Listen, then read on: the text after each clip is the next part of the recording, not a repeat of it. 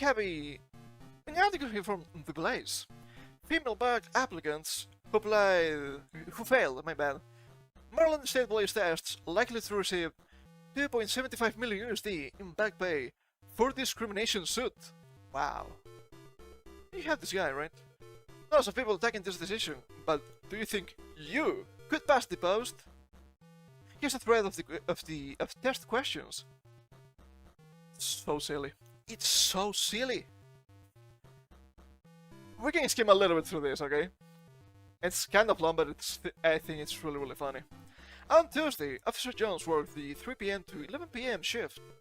At 10:15 PM, he was called. Are you assuming now? To the scene of an accident, where he remained until 1:30 AM. How long past his regular shift did Officer Jones work? This is just basic math. Elementary school math, okay? So difficult. Well, it's obviously from 11 PM to 1:30 AM, 2 hours and a half. We know that. They have more. It's so funny. If you're really struggling, don't worry. Just keep plugging in your answers. It might be right, it's just a test after all. In preparing her report on a home burglary, a police officer listed the following stolen items and their values. Television set, 400 USD. Radio, 40 USD. I guess that's cheap nowadays. Stereo equipment, 1500. And gold chain, 100. What was the total value of the stolen goods? I don't know, man, it's too hard. It's too hard. Do you think it might be 2040? I think that might be the case, but I'm not sure. What was the value of all the stolen goods except the gold chain? Might be, I don't know, 1,840 USD. I think that might be the case.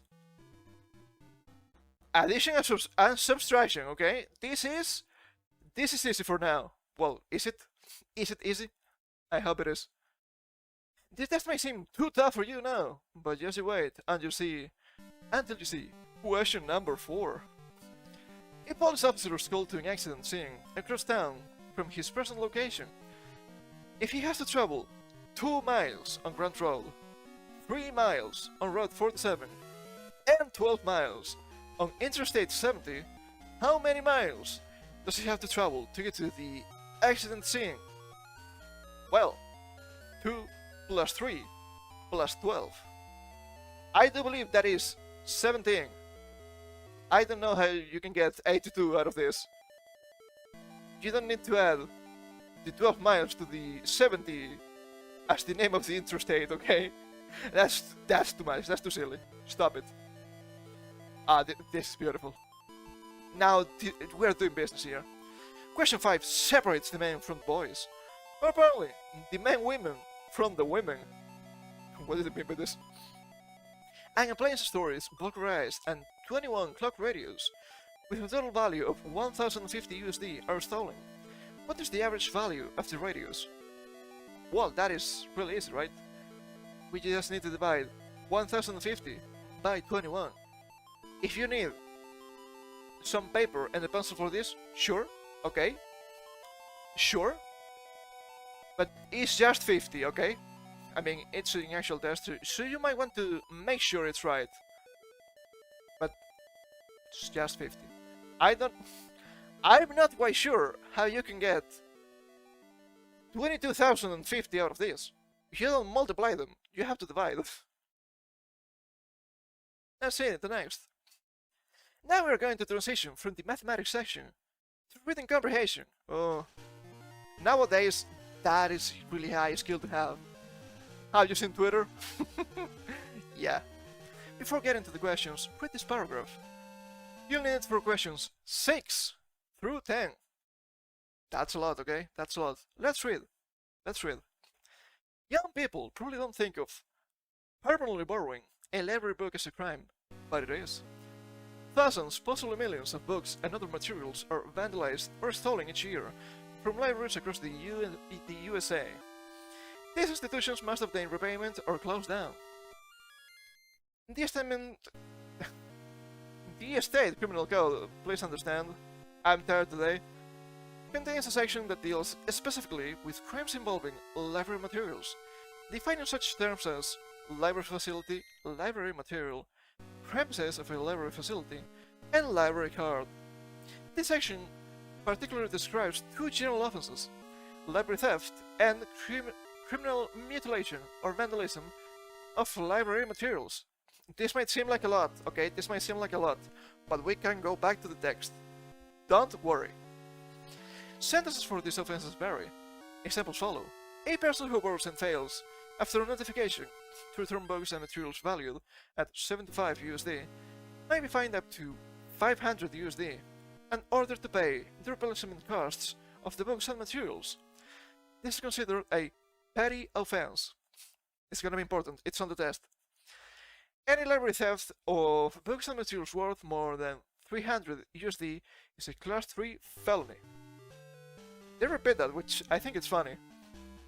Mutilation or vandalism of library books and materials valued at less than 300 USD is a Class A misdemeanor, while the same offense is a Class 3 felony if the books and materials are valued at more than 300 USD.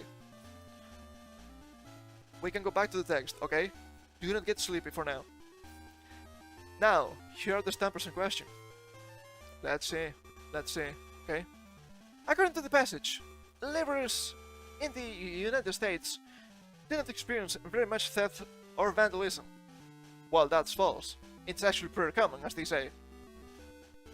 According to the passage, a person who borrows and fails to return library books and materials valued at 75 USD has committed a Class A misdemeanor. Was that a Class A misdemeanor? I don't remember. Let's see. Let's check here. 75. Oh! Superior offense. So I guess we need to go back and say that this is false. That makes sense. According to the passage, a petty offense involving library books and materials can result in payment of both a fine and replacement costs. Well, that is true. The example they give would be the 75 USD figure here with a fine up to 500 USD. That's a lot of money.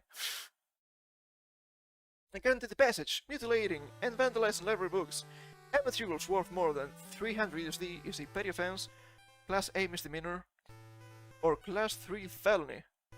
I may be thinking, but we know it's not a petty offense. Was it Class A misdemeanor or Class 3 felony? Let's check the text. They said more than 300, right? So it has to be Class 3 felony. It's right here. So easy.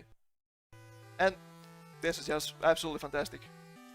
The passage is mainly about the extent of library theft among young people, the prevalence of library theft across the United States, the way in which the criminal code handles library theft, the effect that theft has on libraries, or the criminal mutilation or vandalism of library materials.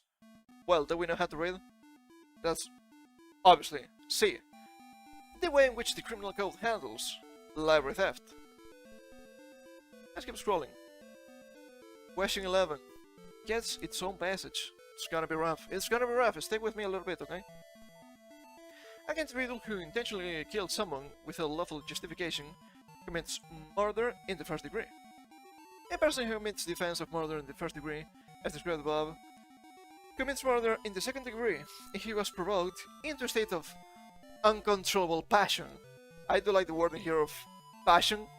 I wouldn't use it, but that's just me, right? An individual who unintentionally killed someone with a lawful justification commits involuntary manslaughter if he performs the act which caused the death recklessly, whether the act be lawful or unlawful.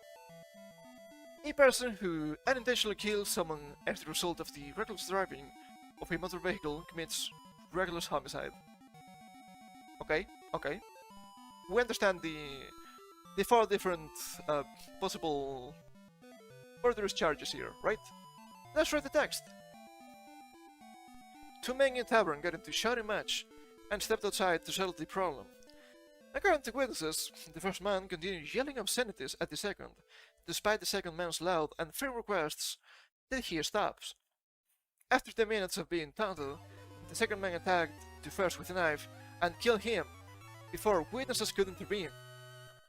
According to the definitions, the second man should be charged with first degree, second degree, manslaughter, or reckless homicide.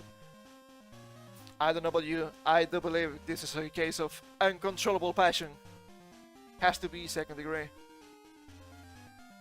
Are we gonna pass the test? I don't know, man. Feels rough. Feels rough. You map yet? Well, hang in there. Questions 12 and 13 rely on this material. They have an empty incident report. They have some text.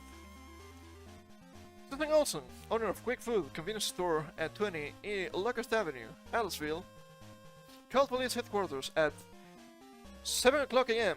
Tuesday, May 10th, to report that her establishment had been broken into during the night. Officers Jane Wright and Alan Weber arrived at the store at 7:10 a.m. to investigate the incident. Mrs. Olson was also able to report immediately that a 10-inch portable color TV and 76.50 USD from the cash register were missing. We're getting to the meat and potatoes, I guess. Now you have to answer the hard questions like, can you read the paragraph that contains the answer? Well, can we? I don't know. So, the incident report can be fully completed based on the information in the paragraph. Well, we have the address of the incident. We have the offense. Do you have the code? I don't think so. Maybe it's something that we should know. I don't know, I'm gonna say no. We have the date. We have the... suppose the name of the victim in this case. We don't have the address or phone of the victim. We have the assigned officers. We don't have the badge numbers. We don't have the age of the victim, the race of the victim, or the victim's date of birth. Assuming the victim should be the owner of the establishment, that I think makes sense. We don't have a suspect at all, but we have the charges and items. We would be missing brand and possible serial number for the TV, so this is clearly false. And 13th question. The incident was reported to police on May 10th. Yeah, it's right there, May 10th. Can we do it? Can we do it? I don't know, man. I don't know. The following questions ask you to identify spelling and grammatical errors, and to insert the correct word where it fits. English. English is gonna be rough. Mr. Smith always kept his cooking utensils in good working condition. All the kitchen knives were very sharp. How do you write it? Well, it's B with a V, right? Not with an F. And the pots and pans were scrubbed clean. We don't care too much. During its existence from 1964 to 66, the courthouse received 450,000 calls of complaint. Each complaint was acted upon. It's. So it has to be A. Right? Where's it C? Is it B? I don't know. It's A. Okay, it's A. That's the positive in this case. The officer was working overtime last night. Well, if the officer were working, it would be was, right? It's funny. Funny how that works. Ah, this one is beautiful. Driving an automobile while under the influence of alcohol or drugs is prohibited by law. Which word in the sentence above is misspelled? I want to say influence. I might be wrong, okay? I'm not a cop in Maryland. I might be wrong here. Question 18 also asks you to identify a spelling error. This can be a hard one.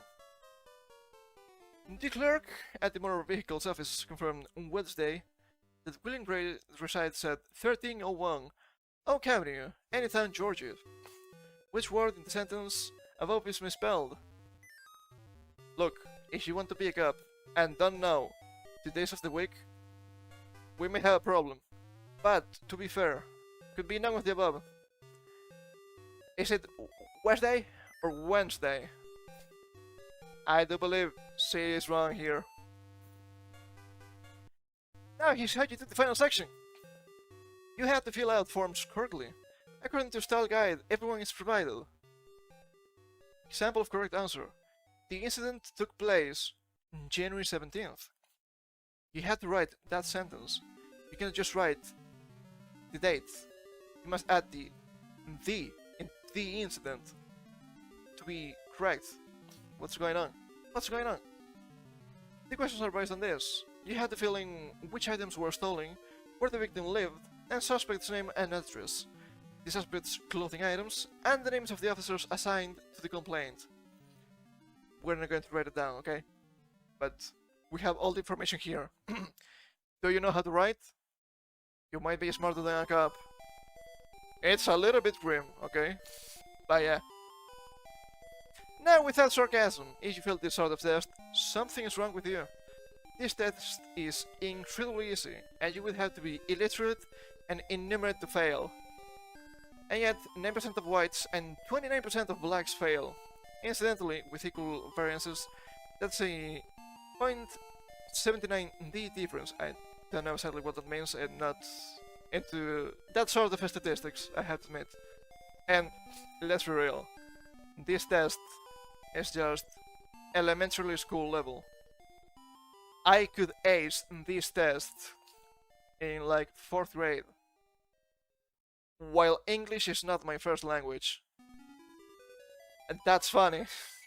That's funny. Is your kid smarter than a cop? Possibly. Possibly. And also I saw something really funny here. Now, what do the women fail? Well, 49% of them can do 18 push-ups in a minute, 27 sit-ups in a minute, run 1.5 miles in 15 minutes and 20 seconds, and reach 1.5 inches past their toes while seated. They're pathetically physically incapable, so that's the department's fault. And I don't know what to tell you, but if you're somewhat fit, doing between 25 to 30 push-ups in a minute, it's not a big deal. They cannot do 18. Half of the participants cannot do, women participants, right? Cannot do 18 push-ups in a minute. 7 sit-ups in a minute. I haven't done sit-ups in close to a decade, so I'm a little bit rusty. If you give me 2 weeks, I can do it. And 1.5 miles in 15 minutes. You don't need to run that much either. Also, 1.5 inches per their toes while seated. I tried it yesterday just for the memes. Without even trying, I managed to do like 5 inches. I'm too skilled to be a cop in Maryland. What can you say? Are you more skilled than a cop in Maryland? Well, I hope so. At least the test. If you're not fit enough, well, I guess eating donuts is also a cop's duty nowadays. Jesus Christ, it's so bad. It's so bad. And I'm pretty sure that these physical tests are easier for women than for men. And if men have to do this, anyone can be a cop. Not literally everyone, but most people can be cops. That's kind of scary. And look, we go back, and they're likely to receive 2.75 million USD in back pay from discrimination for being illiterate, innumerate, or just out of shape. Why? I too want free money. But I guess I might be too skilled for them. What am I supposed to do? What am I supposed to do? So bad, man. It's so bad. Oh, man. Let me take a sip here.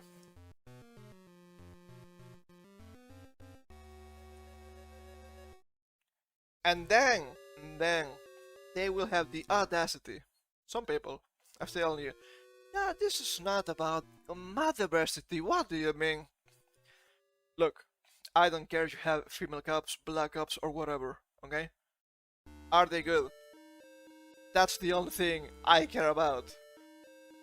I'm seeing already way too many clips of female cops completely failing to arrest a suspect. Two women, one suspect, and then fail. They need to ask the help of civilians. Why even have cops at that point? Not in my country, luckily. I actually seen the requirements for being a cop in this country. I don't think I can reach that yet, right?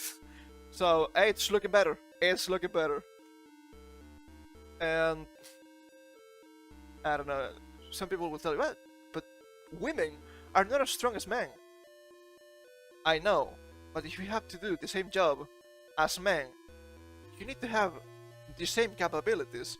It's gonna be harder for women, but dude, I don't want to get killed because a fire broke out and the firewoman cannot carry my heavy ass. Okay? Well, a man could. I don't want to die because people that should save me are incompetent and less capable than me. Is that too much to ask? I don't think so.